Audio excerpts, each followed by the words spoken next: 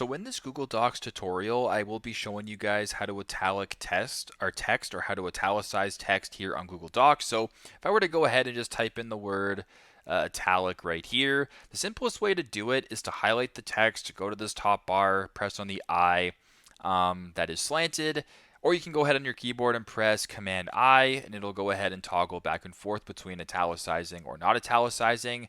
If that's not appearing for some reason and you want to do it another way, you can go ahead and highlight the text right here. Go to the top left where it says Format under Text right here. Press on where it says Italic just like this, and it'll do the exact same thing. So pretty simple, pretty straightforward. That is how to italic text or italicize text here on Google Docs. Thanks again for watching and hope this helps.